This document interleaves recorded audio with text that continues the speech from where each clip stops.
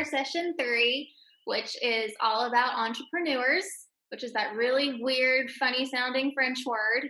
So, what can you all tell us about an entrepreneurship experience that you've had, or maybe an entrepreneur that you know that connects earn, spend, saving, and donating? Okay, sure.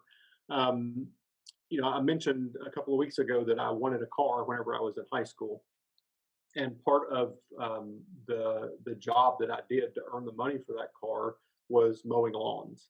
And so the first summer that I did it, I didn't really think too much about the way that I was going about it. I was just mowing yards as I could get them. But I found out after that summer was over, I realized that it was a pretty profitable way to make money. And so the next summer, I actually went and tried to pick up regular yards that I could mow every week. And I found out that there are a lot of people who want to have their yard mowed. And so I was in high demand, and I kind of got in over my head and Uh, had more yards that I could cut by myself. And so I actually had to go and get two friends of mine that lived close by and kind of brought them into the business, if you will, to help me mow yards. And so every Friday and Saturday we would go get our dad's lawnmowers and all meet up and say, okay, you go mow this yard and this yard, and I'll mow this yard and this yard. But at the end of the day, by the second or third summer that we did that, we had a pretty good lawn company that we were using to make money. And the kind of the disadvantage to that is you have to split everything three ways. mhm. But the advantage to it is that by splitting everything three ways, we all individually made more money than we could make by ourselves, I think.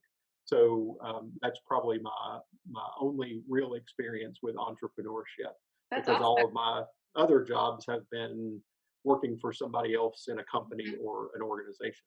Right.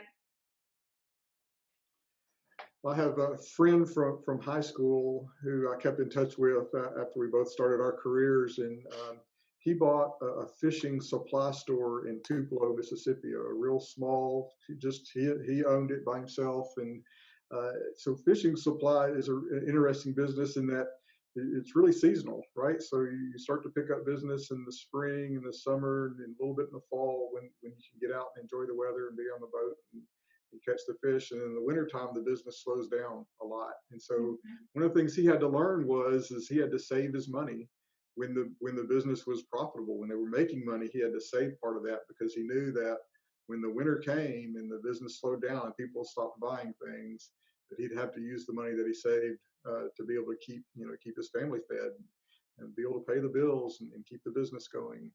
And so a few years ago, he thought, well, I'm going to start to sell barbecue sandwiches in the wintertime. And then that'll be a way that I can keep people coming into the store and keep it to make money so he can pay for his business.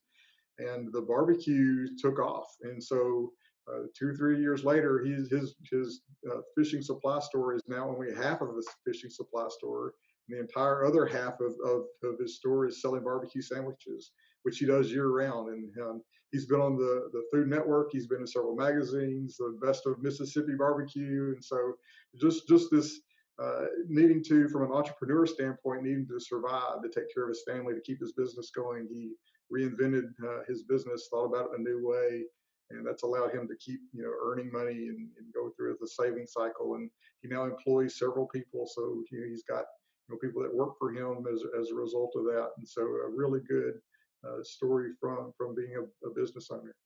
That's awesome. So, Randy, you talked about your entrepreneurship adventure when you were in high school, and then Troy talked about your friend. So, how does your friend's business, or Randy, how did your business help the community by providing jobs so that people can earn, spend, and save, and maybe make a charitable donation? Yeah. Yeah, I mean, as I was going through that first summer by myself, mowing yards, it never really dawned on me that if I had more people helping, I could make more money. But as I solicited, help from my friends, they, I guess, and kind of became employees of my landscaping business, and it put money into their pockets that they normally wouldn't have had, which allowed them to then spend money to help other people if they were donating it. And so, I think it's all kind of it all kind of is a cycle, right? Where the neighborhood that we lived in paid us to mow their yards. We took that money and then invested it back into, the community that we lived in. So it was really interesting looking back on it to see how all that worked out. Right. Yeah, really similar for my friend that has the fishing supply and the barbecue shop. As a result of the kind of doubling his business by going into this new line of business, he had to go out and hire several new other people to come help him, run the business. And now all of them have a job and they're able to make money and to go out and they can provide for their families. And so to Randy's point, it is kind of cyclical where you create a business and then you employ people, and those people then can go off and spend money at another business, and that business then employs people, and so all of these things build on themselves to create the overall economy. Yeah, right. So actually, students, in our next video for session 4, it's all about how money moving around the city makes the community thrive. So we'll talk about that in our next video. We'll see you guys then. Bye. Right.